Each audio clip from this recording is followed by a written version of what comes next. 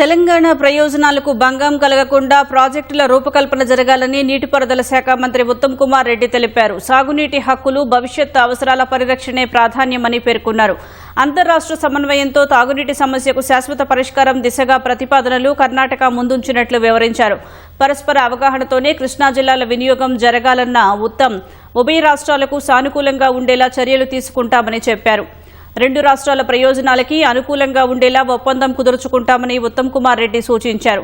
హైదరాబాద్ వచ్చిన కర్ణాటక చిన్న నీటిపారుదల శాఖ మంత్రి బోసురాజు అధికారులతో సచివాలయంలో నీటిపారుదల శాఖ మంత్రి ఉత్తమ్ భేటీ అయ్యారు. పాలమూరు మంత్రులు, కాంగ్రెస్ ప్రజాప్రతినిధులు, రాయచూరు జిల్లా ప్రజాప్రతినిధులు ఆ సమావేశంలో పాల్గొన్నారు. కృష్ణానదిపై కర్ణాటక కొత్త ఆనకట్టను ప్రతిపాదిస్తున్న నేపథ్యంలో అనుసరించాల్సిన ప్రతిపాదనలపై బోసురాజుతో చర్చించారు. కృష్ణానదిపై కర్ణాటక ప్రతిపాదిస్తున్న ఆనకట్టపై చర్చించారు. ప్రతిపాదిత ఆనకట్టకు సంబంధించిన అంశాలపై కర్ణాటక అధికారులు ప్రజెంటేషన్ ఇవ్వగా రాష్ట్ర మంత్రులు, ప్రజాప్రతినిధులు తెలంగాణ రాష్ట్ర అభిప్రాయాలను వివరించారు. చర్చల సారాంశాన్ని ముఖ్యమంత్రి రేవంత్ రెడ్డికి వివరించి సమిష్టి నిర్ణయం తీసుకుంటామని ఉత్తమ్ పేర్కొన్నారు.